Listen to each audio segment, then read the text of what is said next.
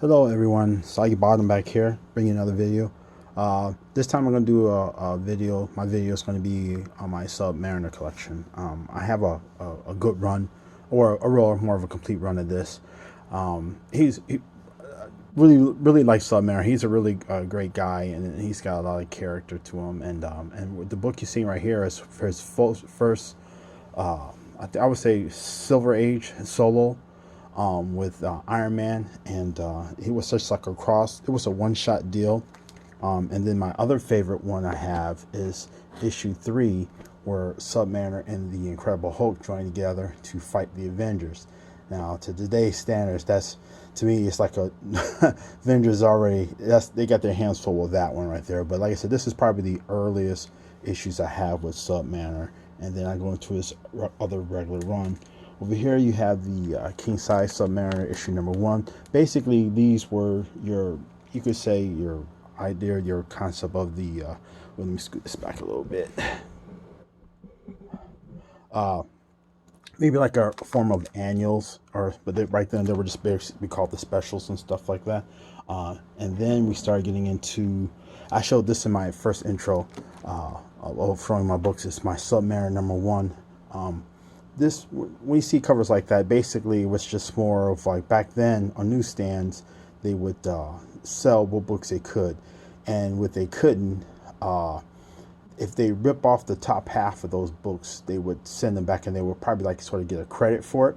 But then a lot of them, they would either just sell them for nickels or a dime, dirt cheap, or even sometimes libraries get them and everything like that. But every time you see something like that, that's what's usually the cause of that. At the time, I did not even know this was issue number 1, which really made me laugh. But I do have a issue 1.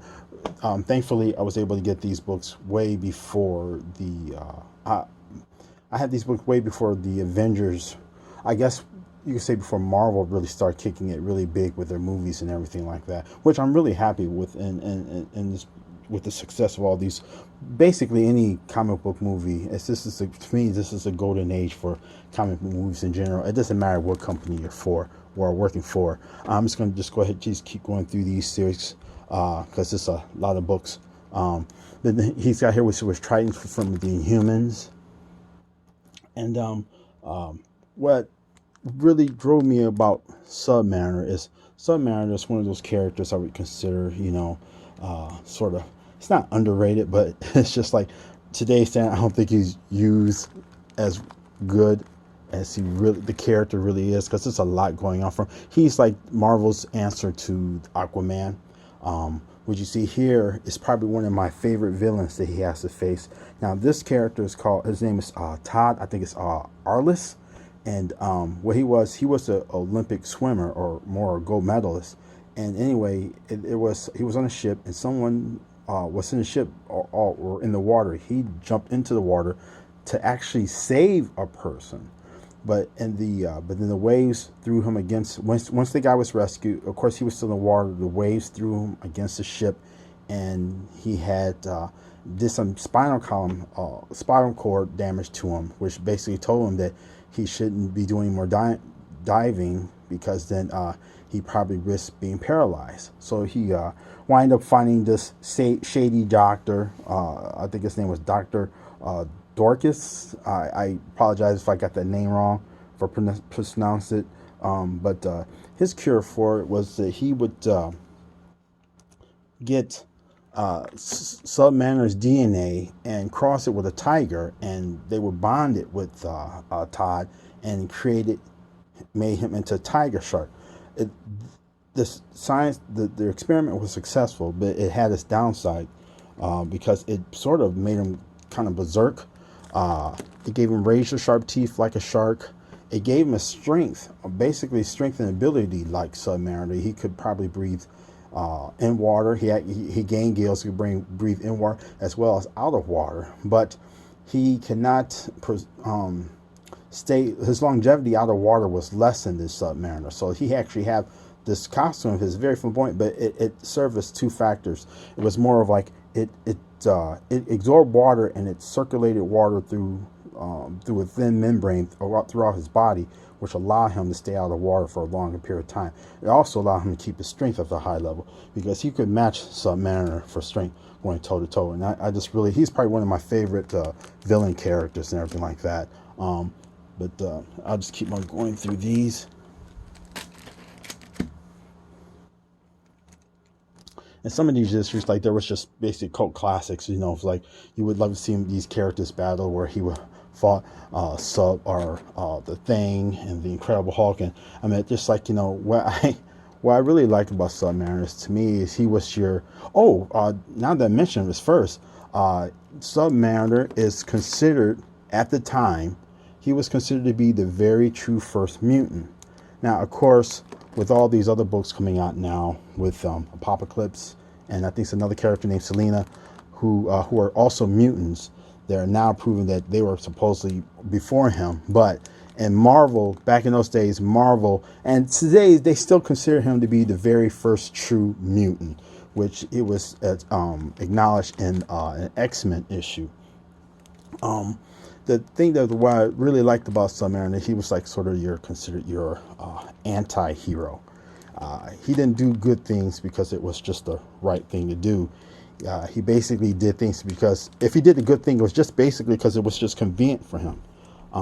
He was the ruler of his kingdom, and if anything jeopardized that, especially on the surface level, it would risk facing his wrath.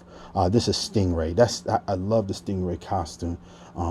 I thought was another great character. Some of these costumes back in the days, they were pretty flamboyant, but I mean I really liked it because it really worked. But like I said, Submariner, he's like a anti-hero. Right here to prove my point. He's with Doctor Doom, even though he's battling him. But there was a Marvel team up series, which I had those runs too, that he actually sometimes he would team up with villains. You never knew. Excuse me here.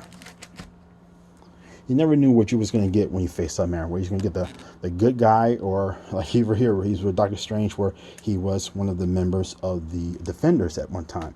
But it's like you never know what you're going to get when it comes to Submariner. But he's just more of like, he protects his kingdom, but it makes it seem like he's a tyrant. To him, the entire water world on Earth is his domain, which really, really thinks when it comes to ruler, would make him a very powerful person.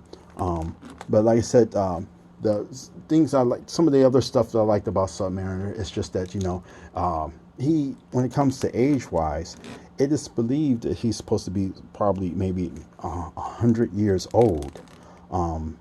Because you look at some of the time frames, his mutant ability is giving him longevity of his life, and it's keeping him youthful, very young and everything like that. But he's considered to be almost 100 years old. Right here, he's facing Hercules, which I said this, like, it didn't matter who it was. He wasn't afraid of nobody, and he would go toe to toe. Well, anyway, I like that stamp. It was basically back in 1970, but he would go toe to toe with anyone, and basically he could hold his ground. Because besides just having this one thing.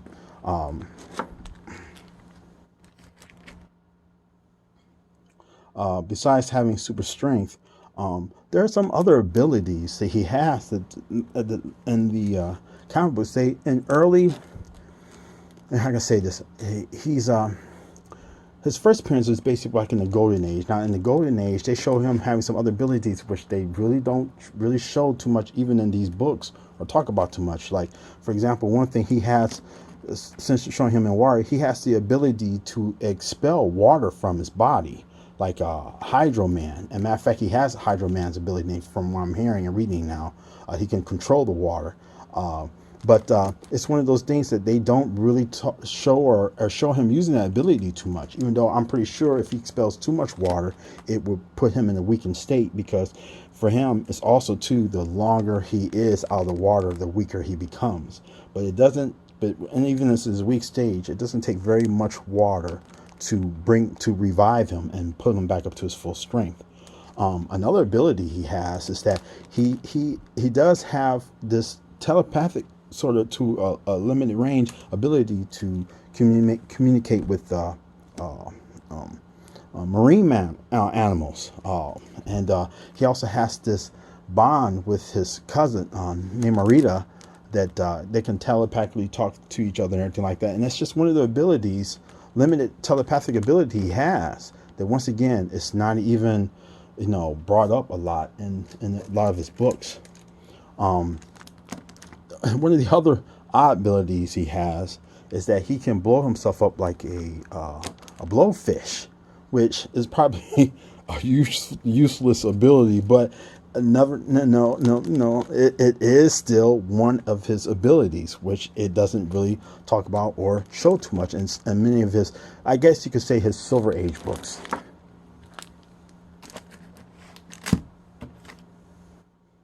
I had a Golden Age book earlier, but then like just one of those books I lost in the flood. That's how I was able to find out of some of these other abilities of his and everything like that.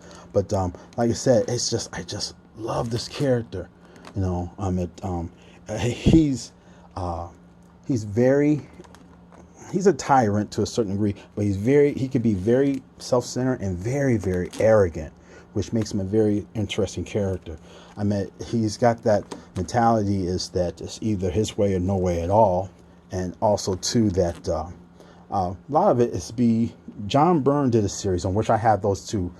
His titles were just called Namor, where he had basically explained Namor's mood springs, was saying he had this oxygen imbalance in his bloodstream because he is half Atlantean and half or humans are surface dweller, and so too much oxygen or a lack of oxygen could sort of put him in a stage of this berserk rage sometimes, and he just basically had these crazy mood swings because it's just like a person who's very abusive. It's like that, but then it explains that it's not basically his fault. It's just the imbalance of the oxygen in his blood, if it's either too rich or if it's too thin. So he basically has to at times always travel to the surface and stay in the water to sort of keep that balance in his, basically you could say, his rage in check. Which I thought was another great thing they did for this character, because to me a lot of these characters, if you don't have a really great character development, it could have a good character but it can lack in many ways, and I think they really did a really good job with Submariner, because he's one of those characters that you could say you would love to hate, but it's just but that just shows good character development they did with him. The the other thing that I like about him is just that he was also a founding members of the Defenders, and he was also one of the founding members of the Invaders. He was with Captain America and Wizard, I think his name, Wizard, and the Human Torch, the android Human Torch. But like I said, Submariner is just like it's just a really, really. I really love the character. I think the first issue I read one was issue number 6, and ever since I had that book, I just got hooked on him, and I would seek out every book I could find of Submariner. He has a lot of run-ins with the Fantastic Four and everything. Of course, that's another thing. His first Silver Age appearance was in Fantastic Four number 4, but his true first appearance was in a book called the Motion Picture Funny Weekly, and that's where he really made his first appearance, which was dated back in, I think it's not in 1939. I think I got that date right. I think it's pretty sure it's 1939. But like I said, but he's mostly, his Fantastic Four issue number 4 is his more popular first appearance, even though that's Silver Age, but that is not his true first appearance though. But the book is more seeked out, which I don't have that one. But I'm fine because like I said, I just love the series itself. I'm just glad to have the book and the character. And oh yeah, and one of the last other thing he can do, he has the ability to shoot electricity through his body like electrical eel. And once again, this is another ability he has that they just don't even, I don't think they even use it much at all in any of his books and everything like that.